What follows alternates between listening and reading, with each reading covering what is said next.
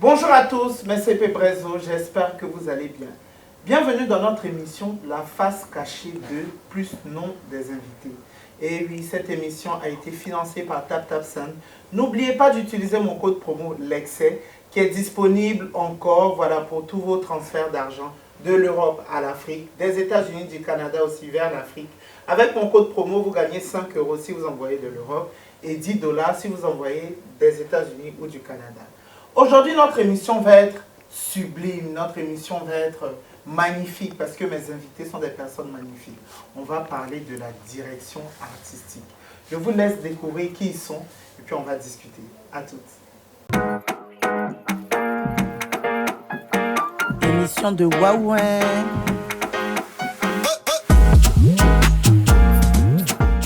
Mes invités sont là. Voilà, je suis très content de les recevoir. Vous ne pouvez pas savoir. Matthews à ma gauche et Issa devant moi. Bonjour les gars. Salut. Bonjour. Merci d'avoir accepté de venir dans la face cachée. Donc du coup, ça va être la face cachée de Matthews et Issa. Je vais vous laisser vous présenter. Moi, je vous connais bien sûr. Je vous connais très bien. Donc je vais vous laisser vous présenter à nos invités. Enfin, nos invités, non. Pas nos invités. Hein. À nos téléspectateurs. À nos téléspectateurs, voilà. Je vais vous laisser vous présenter à nos téléspectateurs. Et puis vous allez me dire ce que vous faites dans la vie et tout. Matthews, on commence par toi. Alors, salut tout le monde, moi c'est Matthews.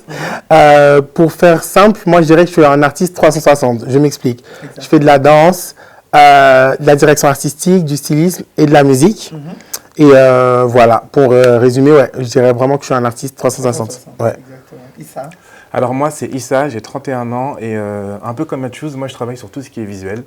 Donc autant sur la direction artistique, shooting, vidéo, sur des éditos, je fais aussi de la chorégraphie et je fais aussi du moving direction. Okay. Depuis 2 ans. Moving direction, il faut traduire en français pour ceux qui ne comprennent pas. En fait, je travaille sur le mouvement de la personne sur un shooting photo vidéo. D'accord, ok.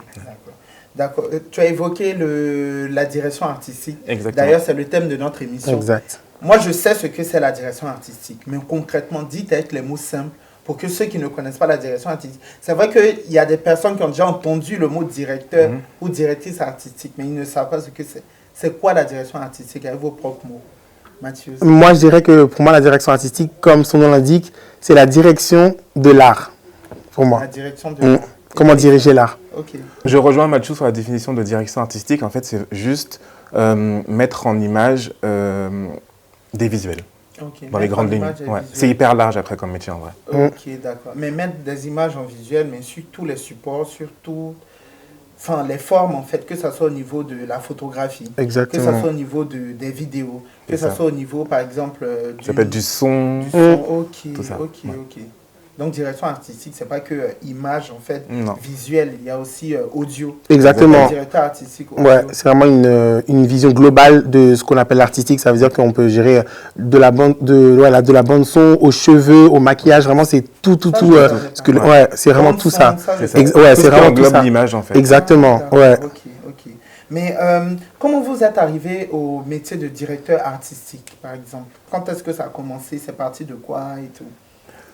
Alors moi, pour ma part, j'ai toujours eu cette fibre un peu artistique. J'ai commencé la danse, j'avais 12 ans. Et à côté de ça, en fait, je me développais un peu une passion pour la mode, pour l'art. Et petit à petit, en fait, je me suis rendu compte que c'était le métier que je voulais faire. Donc j'ai eu l'occasion, il y a 2 ans, de travailler pour une artiste qui s'appelle Weshden. Et je m'occupe... On va y revenir. On va y revenir dessus, ouais. Et je m'occupe de sa direction artistique à tous les niveaux. Autant sur son image personnelle que professionnelle, ses clips, ses performances. Ses photos, ses exactement, shootings, ses représentations. exactement. Donc je travaille avec une équipe artistique, que ce soit styliste, coiffeur, maquilleur, même les ongles, etc. pour parfaire son image, quoi. Ok, d'accord. Et toi, Mathieu? Moi, je suis arrivé là, je pense que toutes les personnes qui font de la direction artistique, c'est des personnes qui touchent à plusieurs choses. Donc du coup, moi, c'est comme ça que j'ai commencé. Quand j'ai vu que j'aimais plusieurs choses, et en fait, on m'a dit, je savais pas vraiment que ça s'appelait la direction artistique, mais c'est en grandissant en fait que j'ai vu qu'il y avait un métier en fait pour ça, pour les gens qui aimaient toucher à tout et vraiment gérer tout simplement la direction artistique. Donc, c'est arrivé vraiment naturellement parce que j'aimais autant la danse que la mode, que le stylisme, que la coiffure, que le maquillage, que le son. Donc, du coup, ça regroupait tout ça. Donc, c'est comme ça que je suis arrivé naturellement là-bas. Ça tombe bien qu'on en parle parce que Matthews a déjà fait la direction artistique de plusieurs de mes projets. D'ailleurs, je vais vous mettre les photos. Si vous voyez cette photo, ces photos qui s'affichent là, c'est vraiment Matthews qui a fait le stylisme et la direction artistique aussi. Ma prochaine question, c'est est-ce que le directeur artistique fait tout? Parce que toi, tout à l'heure, là, tout de suite à l'instant, Issa, tu disais que tu te faisais entourer d'une équipe, c'est-à-dire coiffeur, maquilleur et tout. Ça veut dire que tu ne fais pas tout. Non. Mais est-ce que ça arrive que des directeurs artistiques fassent tout? Alors, tout le travail, en fait. Il y en a qui sont couteaux suisses et qui touchent à tout. Ouais. Mais moi, je pars du principe simple que chacun excelle dans un domaine de compétences très précis et que s'entourer d'autres personnes qui ont ces compétences-là, c'est pas mauvais. Okay. Et moi, j'aime en fait l'intelligence collective. Je me dis que si je m'entoure d'un coiffeur, d'un styliste ou d'un chorégraphe qui va pouvoir faire mieux que ce que je peux faire ou juste prolonger ma pensée, pourquoi pas? Ouais, pareil, je suis entièrement d'accord. Pour la DA, il faut savoir donner un peu de travail à tout le monde, on va dire, parce que tout seul, c'est quasi impossible. C'est très rare. Il y en a qui le font, mais c'est vrai qu'il y a toujours quelque chose qui va manquer parce qu'on va sentir qu'il y a une seule personne. Alors que quand il y a du monde, tout va exceller en fait. C'est-à-dire qu'on va prendre le meilleur coiffeur, le meilleur maquilleur, le meilleur chorégraphe, et du coup, c'est ça qui va faire que l'artiste va être au top, quoi. Oui, puisque sur le projet sur lequel on a travaillé avec Henri, qui est un de nos meilleurs amis, qui est photographe. On a travaillé avec Michel aussi. Exactement, qui est designer. Qui est designer. Donc, Michel a fait quelques tenues, il a fait quelques designs de tenues, et c'est Mathieu qui a géré vraiment le côté décoration, comment on va assembler tout ça. Exactement. Voilà. En fait, le DA, c'est un peu le chef d'orchestre, si tu veux. Exactement. Il donne le ton, le brief, pour les équipes après mettre en place. Il fait aussi le mood board. Mathieu aussi a fait le mood board. Voilà aussi. Et quel est le projet qui vous a le plus satisfait? C'est-à-dire en tant que directeur artistique, avec qui vous avez travaillé, mais sur quel projet vous avez travaillé, puis vous avez dit non, j'ai tué. Voilà, c'est dur. Il y a pas mal de projets me concernant. Ou bien deux, on va dire deux. Deux projets, vraiment deux projets coup de cœur, quoi. Le premier qui est assez, je pense, signifiant pour moi, ça va être l'Energy Music Award de Weshden. C'était ma première rencontre avec elle en plus. Ah, d'accord. Première grosse émission sur TF1, en prime time, en live. Donc c'était une fierté parce que c'était un premier exercice pour elle et pour moi. Et ça a été une réussite. Et toi, Mathieu? Moi, c'est pas pour faire genre parce que Stéphane est là, mais vraiment, le shooting qu'on a fait avec l'Excès, c'était vraiment bien. J'ai vraiment aimé la vibe parce que Stéphane, c'est quelqu'un qui est très. L'Excès est quelqu'un de très joyeux, solaire. Et ça, on a tout de suite matché. Et le fait qu'il me fasse confiance dans ma DA, en fait, ça m'a mis en confiance aussi.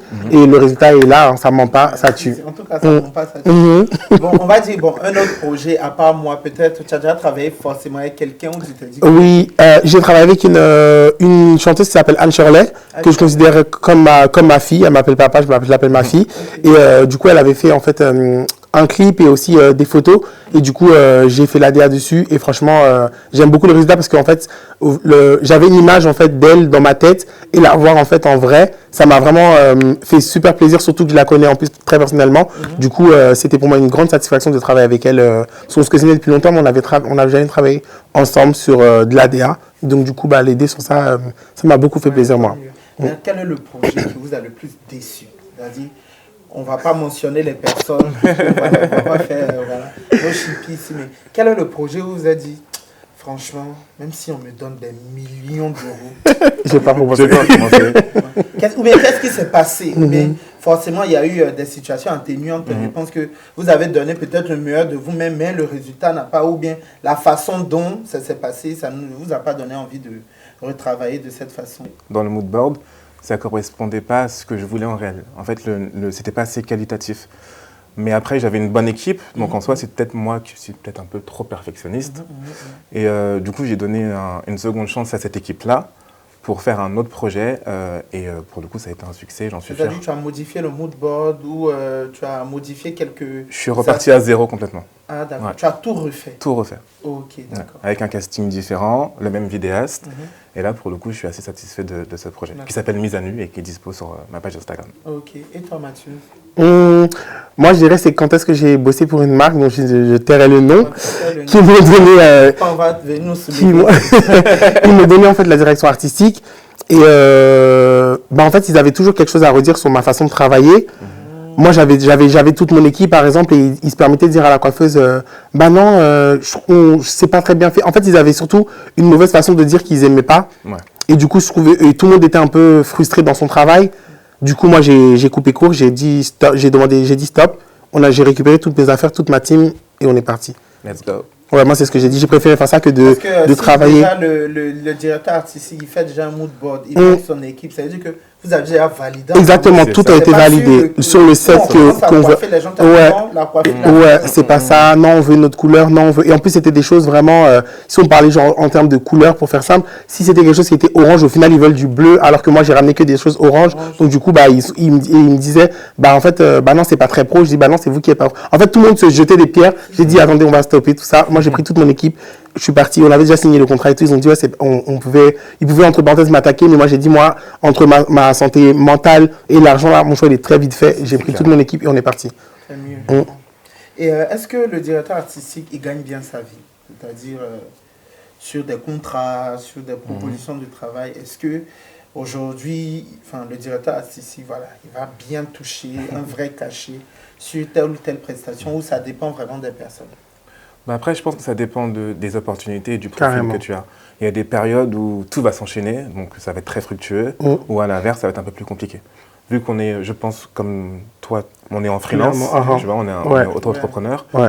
Donc en fait, le plus dur, c'est d'aller démarcher ou alors de se faire démarcher. Exactement. Mais en soi, moi, je ne suis pas à plaindre financièrement, je touche... J'espère que ça va durer. Pareil, ouais. On croise les doigts. Ouais, pareil. Mais le fait que, comme Issa a dit, d'être en freelance, c'est vraiment un détail, mais c'est un détail très important parce qu'il y a des DA qui sont dans des agences, des choses comme ça. Donc, du coup, ils ont juste à attendre. Mais nous, en tant que freelance, on doit aller démarcher et se faire démarcher. Donc, du coup, il y a plus de travail, mais il y a plus de satisfaction, je pense, quand est-ce qu'on est en freelance, de se dire qu'on est à notre propre compte et ça marche tout le temps. D'ailleurs, les directeurs artistiques qui sont dans les agences, ils sont dans quel type d'agence? Les agences de production ou agences de mannequins on les retrouve un peu partout, exactement, ouais. Okay. Agence de communication, visuelle, exactement. Marketing, souvent. Ouais, aussi, marketing très souvent. Ouais. D'accord. Au-delà du métier de directeur artistique, là, tu disais que tu es chorégraphe et tout. Mathieu aussi, tu es dans la musique. Vous faites sûrement autre chose et tout. Est-ce que vous pouvez m'en dire plus sur ce que vous faites concrètement à part la direction artistique? En fait, moi, ce que je fais, ça rentre dans le cadre de la DA, si tu veux. Ah, d'accord. Ouais, la chorégraphie, le moving direction, comme je disais en introduction. Donc, je chorégraphie aussi pour Weshden. Donc, je travaille avec un autre chorégraphe qui s'appelle Laurie Makis. Donc, nous sommes deux sur ce projet. C'est la seule artiste avec qui tu travailles actuellement, oui. Okay. Oui. Et à côté de ça, je travaille plus sur des projets mode, donc avec des magazines. Moi, en tant que chorégraphe, c'est la seule avec qui je travaille. Donc, j'ai travaillé sur sa tournée en tant que chorégraphe et DA. J'ai vu quelques images, ça donnait. Merci. Ça donnait, franchement. Et sur ses clips, voilà. Et après, sur le moving direction, ça va être aussi sur des shootings vidéo et photos. Parce que souvent, les mannequins, on pense qu'ils arrivent et qu'ils sont très bons dans la pose. En fait, il y a quelqu'un derrière qui leur dit comment poser, comment regarder la caméra, pour que ça rentre bien visuellement, quoi. Et toi, Mathieu? Moi, à côté de tout ça, pareil que ça reste lié. Je pense que c'est un peu normal pour tous les directeurs artistiques d'avoir en fait leur métier et leur sous-métier, mais qui fait partie de leur métier, si on peut parler comme ça. Moi, je fais plus à côté de la danse. Je donne des cours de danse aussi. Je fais plus précisément du voguing. Pardon. Je fais plus précisément du voguing. Je suis aussi modèle à côté à mes heures perdues, quand j'ai du temps. Je suis dans une agence de mode. Je suis modèle plus size et là, je bosse aussi sur des conférences sur la confiance en soi parce que tout ce qui est body positif, je trouve que c'est un peu mis de côté et du coup, je bosse un peu sur ça à côté. Et j'ai aussi une marque de chapeaux qui va bientôt sortir, enfin. La marque de chapeau. C'est un chapeau, trop bien. Là, moi aussi, j'ai mon chapeau. Je pense que vous avez vu. C'est le chapeau de Mathieu. Exactement. Il y en a d'autres qui arrivent. Oui.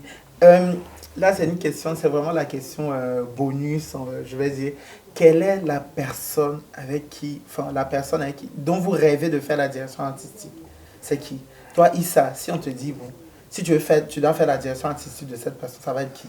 La personne de rêve. Alors, c'est dur, hein. Mais je dirais, il y en a deux. Une artiste et une mannequin. Tu peux dire trois même. Ouais. Alors, Le top du top, je pense qu'aujourd'hui, c'est Beyoncé. Je pense que tout le monde rêve de travailler avec elle, autant bien sur de la DA que sur de la danse ou autre. Et la deuxième, c'est Naomi Campbell, qui est pour moi une icône modèle des années 90 que j'ai vu évoluer. Et si j'arrive à travailler ne serait-ce que pour elle sur un édito, je pense que je serai plus heureux. Ouais. Et toi Ouais, c'est une question super, super difficile. Il y a beaucoup d'artistes pour qui je rêverais travailler, mais je pense que c'est une grande artiste pour moi et ça, il n'y a pas de fin. Mais je dirais Janet Jackson. Janet Jackson. Ouais. Mon icône. Je l'aime. Je dirais Janet Jackson. Et une personne aussi qui, pour moi, n'a pas besoin de DA parce que pour moi, c'est ma source d'inspiration. Mais j'aimerais énormément travailler avec Grace Jones aussi. Trop bien. Ouais. Stylé. Ouais, que je trouve juste incroyable. Grave.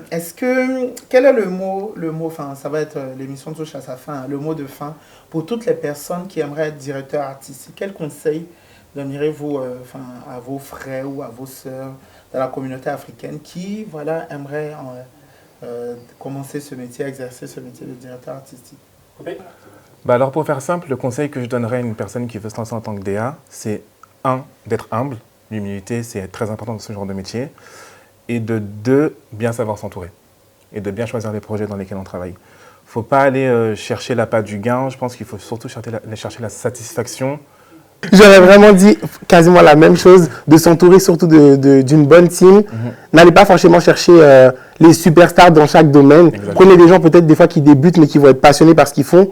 Et je pense que si vous entourez de gens comme ça qui aiment ce qu'ils font, bah, ça va marcher. Forcément, ça va marcher. Parce que c'est que des gens qui sont passionnés, exactement. De s'entourer de passionnés, c'est mieux pour la DA. Moi, je dirais ça. Ouais. Le conseil que je donnerais, c'est ça. Et ne jamais baisser les bras parce que ça peut être des fois très dur dans le sens où il y a des projets qui vont moins marcher que d'autres. Alors que vous avez mis plus de temps parfois sur certains que d'autres, mais faut jamais faut jamais baisser les bras, comme partout. Ça finit toujours par payer. Exactement. Si vous voulez, vous pouvez. Oui, merci Mathieu, merci Issa. Merci. Merci d'avoir accepté de passer dans la phase cachée. Et n'oubliez pas le code promo de TapTapSend l'excès, voilà, qui est toujours encore valable pour tous vos transferts d'argent de l'Europe à l'Afrique, des États-Unis, du Canada, vers l'Afrique aussi. Merci infiniment de nous avoir suivis et on se retrouve une prochaine fois pour un autre invité, pour une autre émission. Allez, à plus.